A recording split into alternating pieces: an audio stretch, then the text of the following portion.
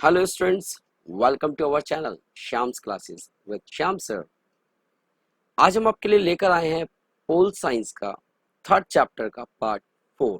Yes, आज हम pol science के थर्ड चैप्टर शक्ति के नए केंद्र यानी कि न्यू सेंटर्स ऑफ पावर का जो पार्ट 4 लेकर आए हैं आशियान। इससे पहले 3 पार्ट हो चुके हैं, आप जाके देख सकते हैं। अब बात करते हैं आज किस चैप्टर के किस टॉपिक के बारे में बता रहा हूँ मैं आपको, आशियान के बारे में। बिल्कुल जी, आज आशियान के बारे में हम बात करने जा रहे हैं। ये फ्लैग है, आप देख सकते हैं आशियान का। बिल्कुल, अब इसके बारे में बात कर लेते हैं। इस फ्लैग की खासियत क्या है इसमें। सबसे पहले मैं बता देता हूँ उसको, हम वर्ड मैप में चेक कर लेते हैं कि ये कैसे आपको दिख रहा है। वर्ड में आप देख रहे हो एक ब्राउन सा आपको दिख रहा होगा, ब्राउन। यस, ब्राउन जो मैंने कलर कर रखा है, ये ब्लैक से मैंने करा हुआ है आपको पहले से दिखाने के लिए। यस, ये पूरा आशियान है। यस, ये आशियान है आपका, आप देख सकते हैं। ठीक है, इतने एरिया में यानी कि ये इंडिया है आपका। इंडिया के जितना ये एरिया है ब्राउन वाला, सारा एरिया जितना भी है वो आशियान में आता है। यानी कि इसीलिए इसको कहते हैं, क्या कहते हैं आशियान का, बता देता हूँ मैं। आशियान की फुल फॉर्म अभी हम डिस्कस करेंगे, पहले मैं उसके फ्लैग के बारे में डिस्कस कर लेते हैं। फ्लैग क्या है, ओके। पहले मैं आपको बता देता हूँ फ्लैग में जो कलर हैं वो एक एक करके बताता हूँ। ये इसका फ्लैग का सिंबल है। सबसे पहला जो कलर है वो ब्लू कलर है। ब्लू की पहचान सिंबल है पीस यानी कि शांति। नीला रंग जो लिया गया है वो शांति के लिए लिया गया है। फिर अंदर रेड कलर आता है, रेड लिया गया है साहस, हिम्मत के लिए, करेज।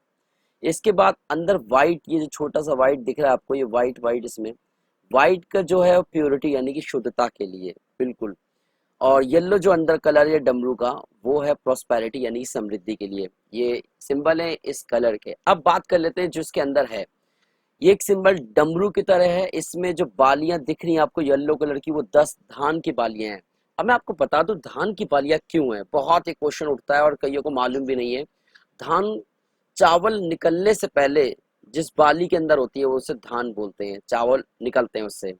ठीक है, तो धान, जो ये आशियान कंट्रीज हैं, ये सारे चावल के लिए सबसे ज्यादा फेमस है। सबसे ज्यादा फसल यहाँ चावल की उगती है, तो इनका तो प्रतीक हुआ ही चावल। इसीलिए इन देशों ने राइस नहीं लिया, क्योंकि बालियां ली उसकी यानी कि धान की बालियां। और 10 का मतलब है 10 देश। यस, और ये 10 देश जो दिखा रहे हैं, और इन सब बालियों को बांधा हुआ यानी कि एकता और सहयोग के बंधन में आपस को बांध दिया गया है। और 10 बालियां जो है ये एक चक्र के अंदर, ये गोल गोल आप चक्र देख सकते हैं, गोल गोल चक्र है। ये गोल चक्र के अंदर दिखाई दे रहा है। इसका मतलब है उद्देश्य की एकता, यानी कि सबका एम एक है। हाँ जी, अब उम्मीद करता हूँ आपको ये फ्लैग अच्छे समझ में आ गया होगा। अब आगे चलते हैं, बात करते हैं आसियान की फुल फॉर्म क्या होती है। Association of south east Asian nation, याद हो जाएगा। ए से मतलब एसोसिएशन, एस से साउथ, ई से ईस्ट, ए से एशियन एंड नेशन। यानी कि एशिया के जो साउथ ईस्ट पार्ट है वो सारे कंट्रीज मिलकर एक क्षेत्रीय संगठन बनाया जिसे आसियान कहते हैं। हिंदी में बोलते हैं दक्षिणी पूर्वी एशिया राष्ट्रों का संगठन। बिल्कुल, तो स्टार्ट करते हैं। 8 अगस्त 1967 में इसकी स्थापना हुई थी। थाईलैंड में उसकी एक जगह बैंकॉक में इसकी घोषणा हुई थी कि भैया हम एक संगठन बनाने वाले हैं और इस तरीके से सब उसमें हमें विकास करना है। और ये राजनीतिक और आर्थिक संगठन था, इकोनॉमी बढ़ानी थी, पॉलिटिकल मजबूत करनी थी। और इनका जो ऑफिस है, हेड ऑफिस, वो जकार्ता इंडोनेशिया में है। शुरुआत जिसको बनाने की थी वो 5 देशों ने की थी, इंडोनेशिया, फिलीपींस, मलेशिया, सिंगापुर और थाईलैंड। 5 कंट्री थी जिन्होंने ये स्टार्टिंग करी थी। इनको देखकर बाकी जो देश थे, यार ये तो विकास कर रहे हैं, डेवलप कर रहे हैं, क्यों ना हम भी शामिल हो जाएं। तो बाद में 5 और, कंबोडिया, ब्रुनोई, लाओस, म्यांमार और वियतनाम, ये 5 और शामिल हो गए। यानी कि वर्तमान में कितना होगा, 10 होगा। यस, आगे चलते हैं। तो आसियान का जो 10वां लास्ट वाला जो देश शामिल हुआ वो कंबोडिया था। ये पूछ सकता है, यानी कि जो 10वां सदस्य था वो कौन था, कंबोडिया, 1999 में। बिल्कुल। अब आसियान की जनसंख्या जो है लगभग 64 करोड़ है, जो कि भारत की जनसंख्या के आधे से भी कम है। लेकिन है जनसंख्या, हाँ भारत की जनसंख्या तो बहुत ज्यादा है, उससे कम है। और इसकी जीडीपी जो है 2.6 ट्रिलियन डॉलर है। अच्छा जीडीपी चल रहा है। इसका सबसे पहला जो सम्मेलन था वो 1976 बाली यानी कि इंडोनेशिया में हुआ था, पहला सम्मेलन। और आखिरी यानी कि अभी 2018 में जो 33वां सम्मेलन हुआ था वो 2018 में। तो इसलिए हमें हमेशा पता होना चाहिए पहला और आखिरी जरूरी है, तो पहला पूछ लेते हैं और आखिरी भी, आखिरी 33वां, इसलिए मैंने इसको लिख दिया। 2018 में सिंगापुर में हुआ था। ठीक है, आगे चलते हैं। अब आसियान बनाया क्यों गया, इनके दिमाग में क्या आया होगा यार? सबसे पहले तो हर देश अपना आर्थिक विकास, क्योंकि उस इनकी बहुत बुरी हालत थी, इन देशों की सबकी स्थिति खराब थी, चाहे कोई सा भी हो। तो अपना डेवलपमेंट उस समय क्या था कि अ, शीत युद्ध चल रहा था, शीत युद्ध के दौर में सब देश रूस हो गया, वहाँ सोवियत संघ हो गया, अमेरिका हो गया, ये सब इनके बीच में सब पिस रहे थे। तो भैया अपना आर्थिक विकास कैसे करेंगे? तो इन्होंने सोचा क्षेत्रीय संगठन क्यों ना बना ले। समाज की, अपने समाज की उन्नति करना चाहते थे, अपने कल्चर को ये बढ़ाना चाहते थे। इनकी खेती भी ज्यादा इतनी अच्छी नहीं थी, उसको सुधार करना चाहते थे। एक दूसरे के हेल्प के बिना हो नहीं सकता है। अपने उद्योगों को मजबूत भी करना चाहते थे और बढ़ाना चाहते थे। दो चार ही थे जिनके उद्योग अच्छे थे, बाकी तो बिल्कुल बेकार थे। वियतनाम ये सब की तो बहुत बुरी हालत थी। आपसी झगड़े झगड़े भी होते थे इनके अगल बगल, जैसे हमारा पाकिस्तान का होता है वैसे ही। उससे शांतिपूर्ण ढंग से निपटाना चाहते थे कि लड़ाई कलेश ना हो यार, तो इसलिए एक समूह बना लिया जाए, एक संगठन कर लिया जाए। बस इसी यही थे रीजन इसके बनाने के। अब आता है इसके उद्देश्य। भाई अब बन गया, अब इन्होंने उद्देश्य क्या बनाए? भैया हमारा एक ही नजरिया होना चाहिए, एक ही पहचान यानी कि आशियान, और एक ही समुदाय होना चाहिए हम लोगों का। ठीक है। कह रहा है सभी राष्ट्र की पहचान, संप्रभुता, समानता और क्षेत्रीय अखंडता का बिल्कुल सम्मान करेंगे और बढ़ावा भी देंगे। ये नहीं कि हमने गुट में शामिल हो गया तो हमारी पहचान खो देंगे, नहीं। सबकी अपनी पहचान रहेगी, सबकी अपने अपने समानता रहेगी, सबको समान देखेंगे और सम्मान भी देंगे सबको। सभी क्षेत्रीय सदस्यों का आर्थिक विकास करेंगे। मान लो सब में कोई कभी गरीब देश है, कोई अमीर देश है, तो भैया सबका मिलके विकास करेंगे। एक दूसरे के कल्चर को बढ़ावा देंगे। कैसे देंगे? टूरिज्म बढ़ाएंगे, एक दूसरे के देश में जाएंगे और साझे हितों के मामले में एक दूसरे का सहयोग करेंगे। कोई भी आपस में हमारा साझा अगर कोई हित है तो उसमें हम परस्पर एक दूसरे को कॉपरेट करेंगे, चाहे किसी से संबंधित हो। एक दूसरे के इंटरन मामले में हम इंटरफेयर नहीं करेंगे, क्लियर सी बात है। और हर मुद्दे को शांतिपूर्ण ढंग से आराम से बैठ के निभाएंगे, बिल्कुल। और कोई किसी को धमकी नहीं देगा, कहीं मतलब पावरफुल है तो धमकी दे दे कमजोर देश को, नहीं। अब ये 10 में से सारे सेम थोड़े ना है, कोई पावरफुल है कोई कमजोर है, इसलिए धमकी और बल प्रयोग बिल्कुल नहीं करेंगे। संचार साधनों में सक्रिय रूप से साझेदारी करेंगे, यानी कि जिसके पास कम्युनिकेशन अच्छी है वो दूसरे देश को शेयर करे, बिल्कुल। जैसे किसी देश में अच्छी कम्युनिकेशन, इंटरनेट ये सब है तो दूसरे देश में शेयर करे ताकि एक दूसरे की हेल्प हो। यस। प्रशासनिक क्षेत्र में आपसी सहयोग को बढ़ावा देंगे, यानी कि राजनीतिक क्षेत्र में एक दूसरे को बढ़ावा देंगे। और यूएनओ के सिद्धांतों पे ही चलेंगे, ये तो बिल्कुल है। शांति और स्थायित्व को बढ़ावा देना है, यानी कि एक हमें स्थायित्व बना रहना है, ऐसे नहीं कि हमें बिगड़ जाना है, कल को लड़ाई कर लेनी है, और यूएनओ को फॉलो करेंगे। ठीक है। आगे चलते हैं। आसियान विजन 2020 क्या था? विजन रखा गया इन्होंने, यानी कि एक विजन, एक लक्ष्य रखते हैं ना, वैसे एक विजन था, यानी कि 2020। भैया पहले तो 1997 में आसियान विजन बनाया गया था, ये ध्यान रखना, यानी कि 1997 में इन्होंने ये विजन बनाया था, 2020 वाला। विजन 2020 में आसियान के नेताओं ने आसियान की तीसरी वर्षगांठ पे अपनाया गया था, यानी कि तीसरी जो एनिवर्सरी मनाते हैं वैसी तीसरी वर्षगांठ पर अपनाया गया था। इसका उद्देश्य था अपनाने का कि शांति अपनानी है, स्थिरता, बंधुत्व और समृद्धि जीवन। समृद्धि यानी कि सब लोग समृद्ध हों, यानी कि अच्छे रिच हों, सबकी लाइफस्टाइल अच्छा हो। और आसियान ने इसी 2020 में ये भी कहा कि अब हम ना अपने मेंबर के अलावा बाहर से भी संबंध बना रहे हैं, मतलब दूसरों से भी संबंध बना सकते हैं, बिल्कुल। विजन 2020 में राष्ट्रीय समुदाय में आसियान की बहुआयामी भूमिका को प्रमुखता दी गई है, यानी कि बहुआयामी का मतलब है मल्टीपल कंट्री से और ज्यादा देशों से हाथ मिलाना, उनसे संबंध रखना, चाइना, जापान, इन सब से तो भूमिका निभा रहा है। आसियान द्वारा टकराव की जगह बातचीत को प्राथमिकता दी जाएगी, आगे कभी भी हम टकराव नहीं करेंगे।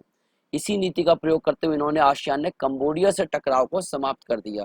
कंबोडिया से टकराव था उसे समाप्त कर दिया, बिल्कुल आराम से प्यार से बैठकर समझौता कर लिया। अब आता आसियान की संस्थाएं। संस्था भैया देखो हर चीज को चलाने के लिए, भाई इतनी बड़ी समूह, इतना बड़ा संगठन है, कोई तो संस्था इंस्टीट्यूशन होगा जो चलाएगा। भैया स्कूल को चलाने के लिए प्रिंसिपल्स, टीचर्स और भी ऊपर होते हैं, वैसे ही इसको चलाने के लिए संस्थाएं बनाई गई हैं। आसियान के जितने भी विदेश मंत्री, यानी कि 10 देशों के विदेश मंत्री सम्मेलन में वर्ष में एक बार आयोजित होता है। ये सब अपने अपने हितों के से संबंधित समस्याओं को लाते हैं। हर विदेश मंत्री अपने देश को रिप्रेजेंट करता है, प्रॉब्लम बताता है, उसके लिए समिति बताई गई है। एक तो व्यापार और पर्यटक समिति, ये हर देश के व्यापार को देखती है, कोई चीटिंग तो नहीं हो रही है, सही से व्यापार हो रहा है, पर्यटन को बढ़ावा दीजिए, यानी कि टूरिज्म बढ़ाइए, एक दूसरे देश में जाइए, इससे कल्चर भी बढ़ेगा, ये समिति इसका देख रेख करती है। उद्योग, खनिज और ऊर्जा समिति, ये उद्योगों के लिए खनिज, मिनरल्स या ऊर्जा, यानी कि जैसे कि ऊर्जा का मतलब है बिजली नहीं है किसी देश में, उसको पहुंचाना, मुहैया कराना, तो एक दूसरे के हेल्प से। अब आता है वित्तीय और बैंकिंग समिति।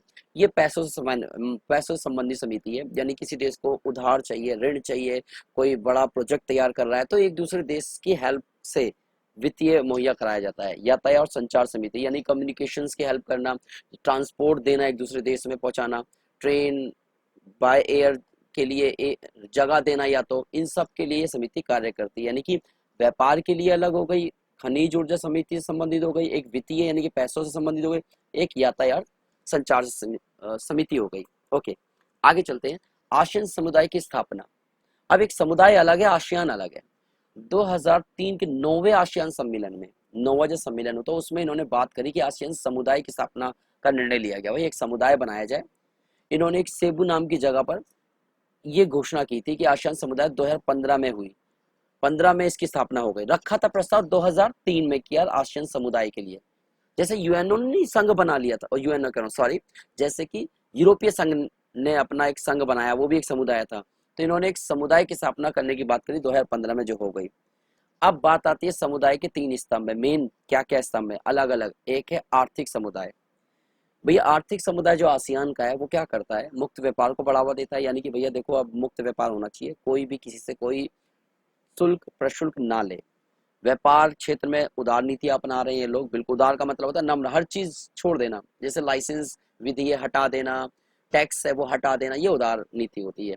आसियान अब बाहर के देश जैसे चीन, दक्षिणी कोरिया, भारत, जापान के साथ लगातार संवाद कर रहा है, यानी कि इनसे भी व्यापार करने की बात कर रहा है।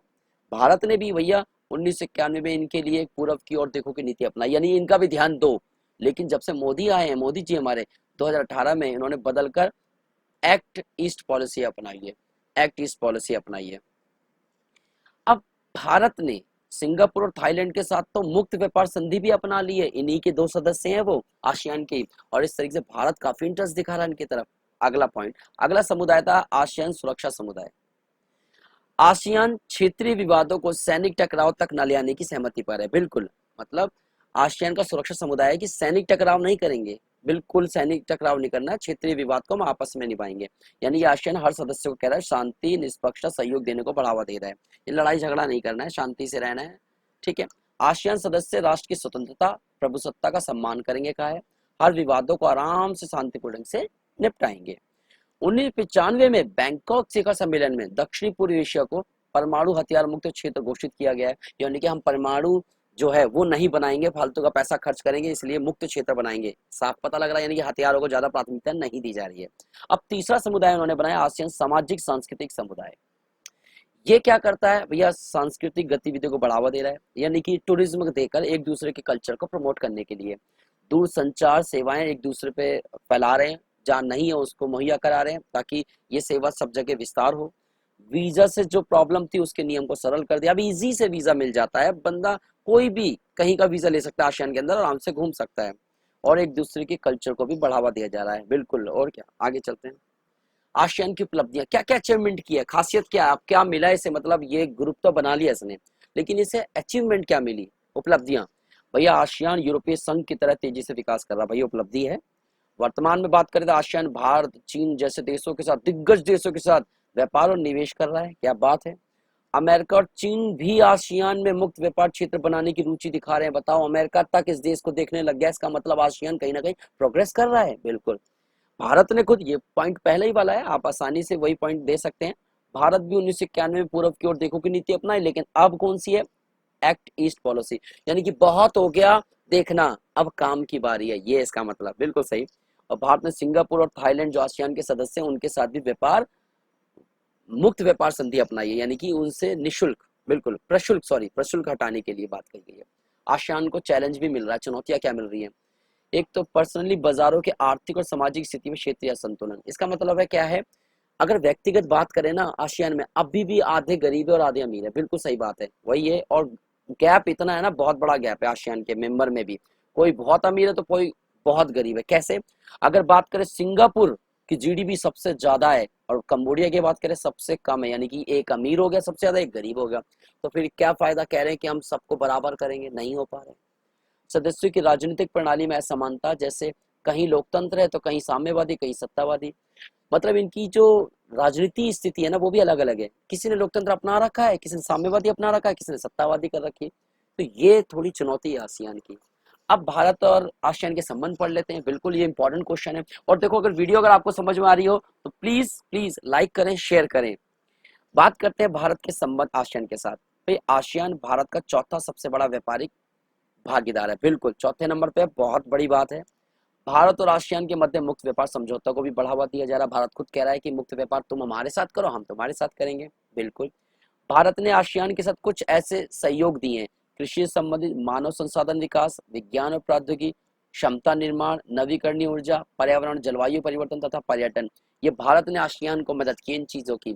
इससे क्या है, दोनों ने संबंध बनाए, इस मामले में सहयोग किया है। तो काफी बड़ी बात है, इतने सारे क्षेत्रों में इन्होंने सहयोग दिया है।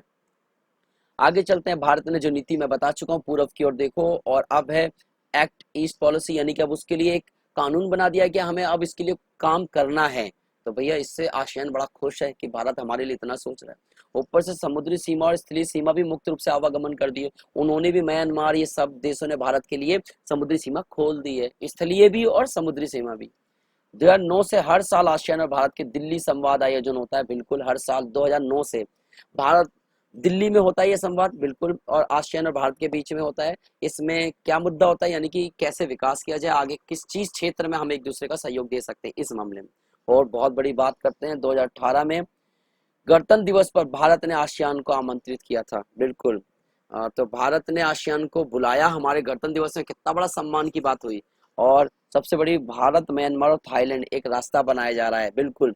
और जिसे IMT के नाम से जाना गया, त्रिपक्षीय 1360 किलोमीटर राजमार्ग बन रहा है। कह रहे थे कि बनने के लिए 2015 में तैयार होना था, लेकिन हो नहीं पाया। लेकिन 2020 में उम्मीद करते हैं, कह रहे हैं कि बन जाएगा। और इस तरीके से हम कह सकते हैं कि भारत और आसियान के संबंध बहुत अच्छे चल रहे हैं। और ये वीडियो यहाँ तक खत्म होती है। ये आपका चौथा पार्ट था। इसके पहले, दूसरे पार्ट, तीसरे पार्ट में मैं आपको यूरोपीय संघ बता चुका हूँ, इसराइल के बारे में बता चुका हूँ, ब्रिक्स के बारे में बता चुका हूँ। अब बात करते हैं, नेक्स्ट वीडियो में आपको मिलेगा जिसमें इंडिया, रशिया और चाइना कैसे उभरती शक्ति के रूप में। अगर आप देखना चाहते हैं उस वीडियो को तो प्लीज मेरे चैनल को सब्सक्राइब कीजिए। मिलते हैं अगली वीडियो में। Thanks for watching.